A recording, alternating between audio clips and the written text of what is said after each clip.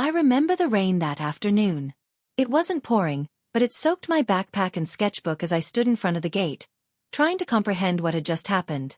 My Uncle Yanto had slammed the door behind me without a word of farewell, only the echo of his last sentence hanging in the air like smoke. "If you want to waste your life drawing cartoons, then go live like a cartoon," he said. I was 17, trembling with nowhere to go. My mother had passed away 2 years prior, and my father had disappeared before I was born.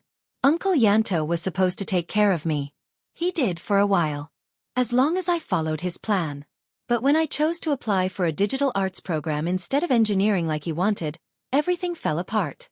I didn't shout or argue. I simply stood there, soaked and silent, watching as the curtain in the living room window dropped shut. That was his final answer. I was no longer part of his life. The streets of Bandung felt colder than usual that evening. I walked endlessly, trying to remember anyone who might take me in. An old friend of my mother's, Aunt Nira, lived across town. I didn't even have the fare for a ride. But I walked. And when I reached her house after midnight, drenched, shivering and barely able to speak, she opened the door, looked at me for 2 seconds, and without saying a word, pulled me into a hug. Aunt Nira was not rich. Her house was small, and she worked as a tailor. But she gave me a bed, food, and most importantly, peace. I worked part-time jobs, took online courses, and practiced animation late into the night using a borrowed laptop and second-hand pen tablet. Each sketch I made felt like a whisper to my younger self. "You're still here, you're still trying." Years passed. My name slowly became known in the indie animation scene. A short film I created went viral on YouTube. Then came a contract with a Korean media company. By the time I turned 26, I had founded my own studio, Lintang Visual, and our first full series had just premiered on a global platform. We had over 80 employees and clients from 5 countries. I had almost forgotten about my uncle. Until one rainy Tuesday morning, when my assistant called and said, "Sir, there's someone at reception asking for you. Says he's your uncle. Yanto." I froze. Yanto. The man who threw me out into the rain now stood in my office building. My company. My success. And he was asking to see me? I told her to send him in. As the door opened and he walked in, older, thinner, eyes clouded with desperation, I realized something had shifted. He wasn't here for reconciliation. He was here for help. And I intended to hear every word of his story. Yanto sat across from me, his damp jacket leaving small puddles on the leather chair. He didn't look up for a long while. His fingers twisted a worn cap in his lap, his mouth opening and closing without words. I waited. Not out of patience but control. I wanted him to speak first. Finally, he cleared his throat. "I know you probably hate me," he began, voice rough like rusted hinges. "I wouldn't be here if I had any other option." I didn't say anything. Not yet. He looked around the office, at the walls lined with concept art, awards, and photos from our team's animation premieres in Seoul, Tokyo, and London. His eyes stopped at a framed sketch, my first character design, drawn the night he kicked me out. "I lost everything," he said, almost in a whisper. "My shop's gone. Debts. I can't pay rent. I thought maybe you had a position, a job, anything." There it was. The request. It should have felt triumphant. The man who once mocked me was now begging for a chance. But what I felt wasn't triumph. It was something colder. I leaned back and studied him. "What kind of position?" I asked calmly. "Something in management. I have experience running a business. I led a team of mechanics. I handled clients." I nodded slowly, then opened my laptop.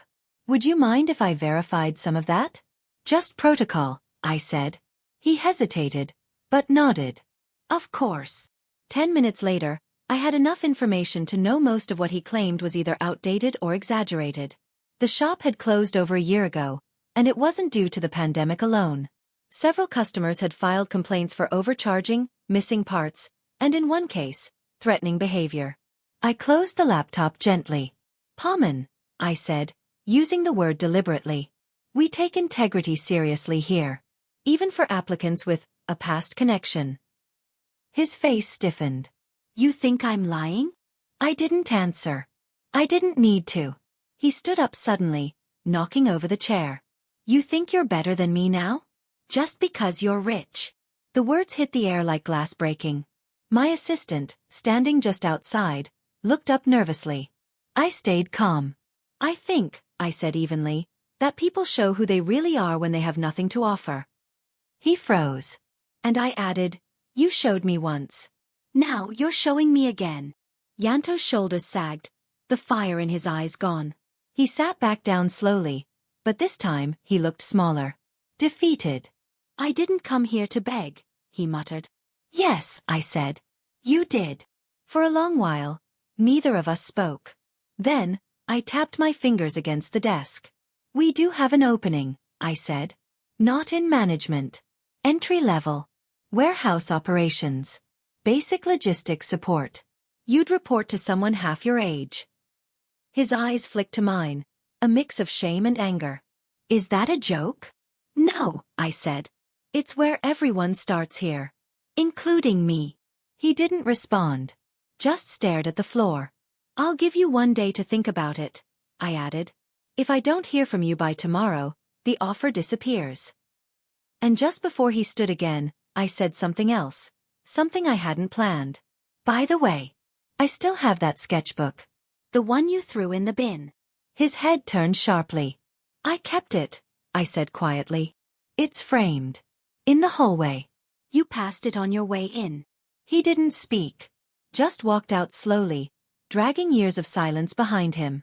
And I wondered, would he return? The next day passed in silence. No message. No call. No appearance at the front desk. Part of me expected this. Yanto's pride was legendary, even when all it did was sabotage him. I had offered him a lifeline, but accepting it would mean admitting what he did to me years ago was wrong. And I wasn't sure if he was capable of that. By evening, I'd pushed it out of my mind. My team was preparing for a pitch to a major streaming service, our biggest yet. I had just finished reviewing the final storyboard slides when my assistant appeared at the door. He's back, she said quietly. I looked up. He's in the lobby, she added. And he's wearing the uniform. I blinked. What uniform? She handed me a company logistics jacket. He asked for the standard issue this morning. Went straight to induction training. Didn't say a word. Just signed the forms. I stood, unsure how I felt. I had prepared myself for his refusal, but not for this. When I entered the logistics area at the rear of the studio, I saw him instantly. Yanto was moving heavy boxes onto the shelves, slower than the younger workers, but methodical. Focused. I approached quietly. He saw me, stood upright, and wiped his hands on his trousers. You've got a lot of cables back there, he said gruffly, avoiding my eyes. Could be neater. I raised an eyebrow. Already giving feedback? He grunted. Just saying. We stood in awkward silence. I didn't offer praise, and he didn't ask for it. Instead, I nodded. Lunch is in 15. Join the team. No one eats alone here. He hesitated. Then, for the first time in years, I heard him say, all right. It was a start. Small, strange, but real. In the days that followed, he kept showing up. Always early. Never late. No complaints. No requests for favors. He ate with the others, learned the systems, asked questions only when he couldn't figure things out himself. But I noticed something else too. He was tired. Not just from the work, but from the weight he carried. Late one Friday, as most of the staff left for the weekend, I found him still in the warehouse, checking the inventory list. I stepped inside. Pauman, I said. He turned. I didn't expect you to stay this long, I admitted. He stared at the clipboard. Didn't expect you to let me. Silence fell again. Then out of nowhere he said, I was wrong. About you. About everything. I stood still. I thought art was useless, he continued. Didn't see it could become this. I see it now. I didn't respond right away. Not out of coldness, but because, hearing it finally said aloud, after all these years, hit harder than I'd imagined. I thought I was doing what was best for you, he added. But maybe I was just trying to shape you into something I wasn't allowed to be. His voice cracked. And suddenly I understood. This wasn't just an apology. It was a confession. Of failure. Of fear. Of a man who had buried his own dreams and punished others for daring to chase theirs. I didn't forgive him. Not yet. But I let him finish. "I'm not asking for your pity," he said. "Just a second chance. Not as your uncle. As a worker. A man." And for the first time I believed him. But something still didn't sit right. Because 3 days later, he didn't show up. No call. No message. No trace. And that silence was not like before. It was dangerous. I waited 2 days before taking action. At first, I thought maybe he had simply quit. Maybe his pride had caught up with him again. But my gut told me something else. Yanto had changed. Not completely, not suddenly, but enough that disappearing without a word didn't make sense anymore. I checked the time cards. His last clock-in was on Tuesday at 6:41 a.m. No clock-out. No one remembered seeing him leave. I checked with HR, security, even the cleaning staff. Nothing. It was like he'd walked into the building and vanished. A part of me wanted to let it go. He was an adult. Maybe he had his reasons. But the uneasy feeling refused to leave me. Then, I remembered something. On the Friday before he vanished, Yanto had left a box on my desk. At the time, I hadn't opened it. I was busy, and I'd assumed it was just another batch of old documents from storage. Now, I tore it open. Inside, I found photographs. Dozens of them. Old, grainy images. Some printed from surveillance cameras. Others looked like they were taken by hand, in haste, from across streets, behind fences, from behind tinted windows. All of them featured one man. Always in a suit. Always watching. Sometimes standing across from our building. Sometimes near the delivery entrance. Sometimes seated in the cafe across the road, sipping tea, pretending to be casual. I stared at the photos, feeling my heartbeat rise. Who was this man? Why had Yanto been tracking him? At the bottom of the box, beneath the photos, I found a note. Just one line, written in shaky but urgent handwriting. "He's not here for me. He's here for you." I sat back, stunned. This wasn't just a disappearance. This was a warning. That evening, I checked the security footage. And there he was. The man in the photos. Watching. Always watching. He never entered. Never approached. But he was there, every morning between 6 and 8 a.m., always standing just outside the camera's edge. Always gone by the time anyone noticed. I scanned the last week of footage frame by frame. And then I saw it. Tuesday. 6:43 a.m. Yanto entered through the back. 2 minutes later, the man followed. But he didn't walk through the main entrance. He bypassed the side gates and slipped into the loading bay, out of view of most cameras. There were no other recordings of him leaving. Just a flicker on the exit sensor. Exactly 17 minutes after he went in. Alone. No sign of Yanto. I felt cold all over. I called the police. I gave them the photos, the footage, the note. They opened a missing persons case, but told me there wasn't enough evidence to classify it as foul play. I wanted to scream. Something terrible had happened. I could feel it. And the next morning, as I unlocked the studio lobby, I found an envelope taped to the inside of the glass. No name. No return address. Just a printed message on a single sheet of paper. "Stay quiet or next time, it's your turn." I looked up. Across the street, in the cafe window, was the man. Sipping tea. Smiling. I didn't sleep that night. Every creak in the floor. Every whisper of wind. Every shadow on the wall felt like the start of something worse. I had kept the note. I had taken photos of it. I scanned it for fingerprints, but nothing showed up. No DNA. No smudges.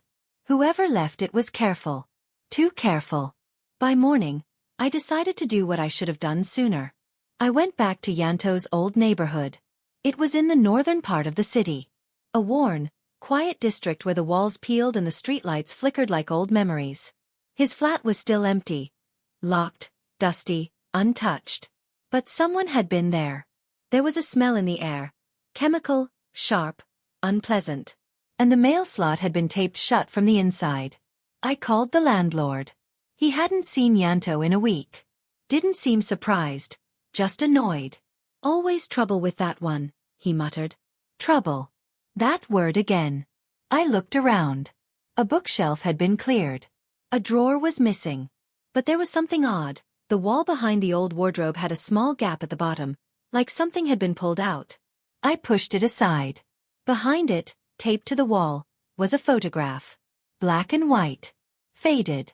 It showed a younger Yanto standing beside two men, both suited, both unfamiliar, both unsmiling. I turned it over. Written in shaky penmanship. He said he'd find us. If I'm gone, find Leo. Leo? I didn't know any Leo. I checked Yanto's emergency contacts. No Leo. I called his old college roommate. No idea. Then I checked something I hadn't thought of before. The internal server logs at the studio. As creative director, I had admin access. Yanto's email showed no activity for 3 days before he vanished. But his cloud storage? Different story. There were uploads. Dozens. Most were encrypted, but one folder had open images. Screenshots of company memos. Meeting transcripts. Payment requests. And then I saw it. An email. Dated a year ago. From someone named Leonard. No surname. No title. Just a short, cryptic message. If they push too far, use the old route. North Bridge. Ask for Aya. More names. More puzzles. Who was Aya? What was the old route? And why had Yanto hidden all this?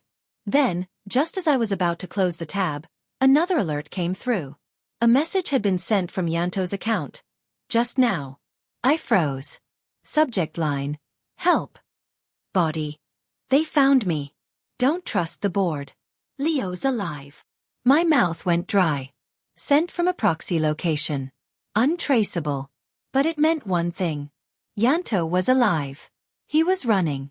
And the people we trusted, people sitting across the boardroom table every Monday morning, might have been part of something far darker. I waited until nightfall. I told no one. Not my assistant. Not even my closest colleague Nadine, who had stood by me since the day I opened the studio. This was too dangerous now. Too tangled. Too close. The city was slick with rain as I made my way to the North Bridge, an old half-abandoned overpass that used to connect the factory district with the shipyard. No cars came this way anymore. Just rusted rails and echoes. I reached the center of the bridge just after 11. The message had been clear. North Bridge. Ask for Aya. I didn't have to ask. She found me. A short woman, barely visible in the fog, stepped from the shadows like she'd been waiting all along. She wore a dark coat, high boots, and a scarf that covered half her face. You're late, she said. I wasn't sure this was real, I replied. None of this is, she said. But it's happening anyway. Her voice was sharp, with an accent I couldn't place. Somewhere between Javanese and something older, like an echo from a place forgotten by maps. You came about Leo, she continued. That means Yanto's still out there. I nodded. He sent me a message. Aya's eyes narrowed. Then he's running. Good. That means they haven't broken him yet. We stood in silence for a moment as the wind howled across the bridge. I don't understand what any of this is, I finally said. Who's Leo? Why was Yanto tracking that man? Why threaten me? Aya reached into her coat and pulled out a faded envelope. Inside was a photograph. Another one in black and white. It was the same man. The one from Yanto's box.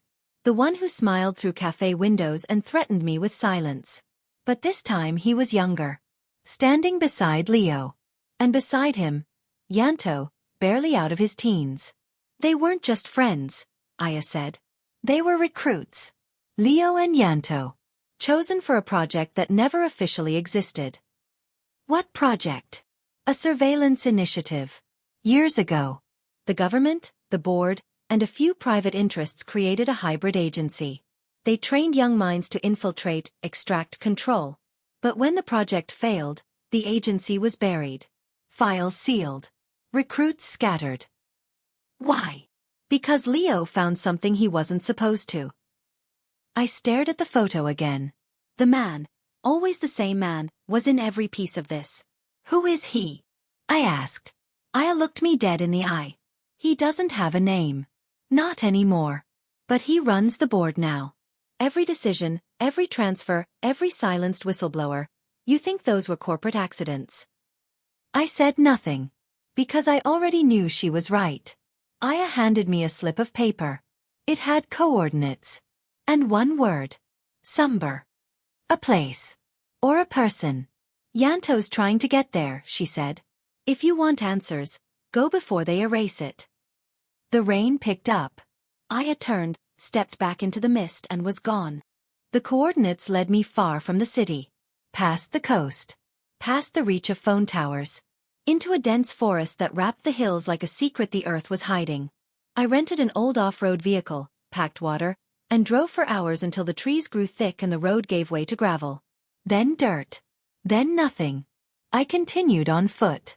The air was heavy with mist and pine. Every branch crackled like it was watching me. After nearly an hour, I found it. A structure. Hidden in the overgrowth. Low, wide, made of stone and steel, almost part of the landscape itself. If not for the faint sound of a generator and a rusted keypad at the entrance, I'd have mistaken it for a ruin. This was the place. Somber. I keyed in the code Aya had written beside the coordinates. The door clicked. Inside, the light was dim. Cool. The hum of machines echoed softly through concrete halls. Then I saw him. Slumped over a desk, eyes half shut, thin and exhausted, but alive. Yanto. He looked up slowly. Recognition bloomed in his face like a forgotten flame. You came, he whispered. I got your message. He smiled weakly. I wasn't sure it would get through. I sat down across from him. You need to tell me everything. And he did. It poured out of him like water through broken glass. The agency. The surveillance project. The selection. How he and Leo were groomed from youth. Trained to build digital ecosystems that could influence elections, markets, even memories. But Leo had doubts. He broke protocol. Dug into forbidden files. That's when things changed. The man in the photos, Yanto called him the architect, took over. Turned the project into a machine of control. And when Leo tried to leak the truth, he vanished. Or so they thought. He's alive, Yanto said. But he's trapped. Somewhere in the south. I couldn't reach him alone. That's why you sent the email? He nodded. I knew they'd come for me. I left breadcrumbs. If I disappeared, someone had to find this place. But why me? He looked at me, eyes sharp despite the fatigue. Because you're the only one they underestimated. I let that sink in. Then Yanto stood and pulled a drive from a hidden safe beneath the floor. This, he said, is everything. Every name, every contract, every transfer. If this gets out, the board falls. The architect loses control. I took it, feeling the weight of it in my hands. It wasn't heavy. But it felt like the center of the world. Suddenly, the lights flickered. Yanto's face changed. They're here. We ran. Yanto led me through a narrow hallway behind the generator room. There was a hatch, hidden under layers of concrete and dust. He had prepared for this. A tunnel stretched beneath the forest floor, leading somewhere safe, or at least farther from where they were. We didn't speak. Every breath echoed like thunder. The drive was in my coat, close to my chest, thumping against my ribs like a second heartbeat. After nearly 20 minutes, we surfaced inside an abandoned silo. A ladder, a steel door, and finally, open air. But we weren't alone. A black SUV waited at the tree line. 3 men stepped out. And one of them, I knew his face. He wasn't in the photographs this time. He was here in front of me. The same cold eyes.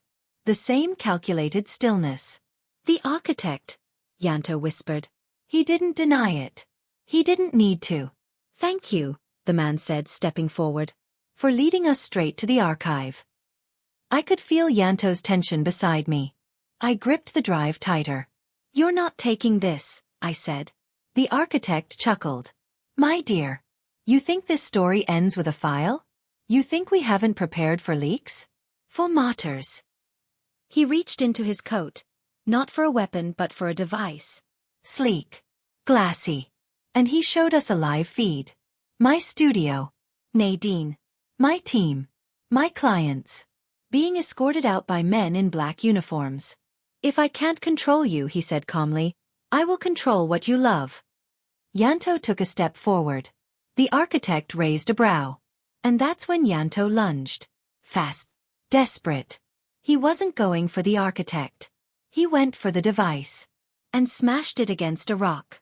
Sparks flew. Glass shattered. The men behind the architect shouted, rushing forward. I didn't wait. I ran. Through trees. Down the hill. The drive clutched in my hand like fire. Behind me, I heard a shot. Just one. But I didn't look back. I made it to a ranger station. From there, I contacted someone I trusted. An investigative journalist I once defended in court. I gave them the drive.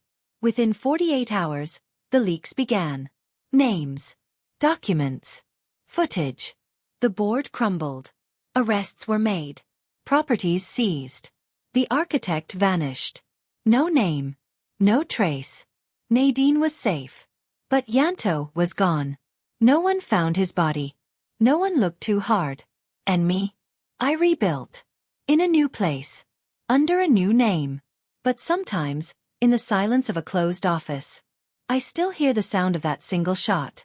And wonder who it was really meant for.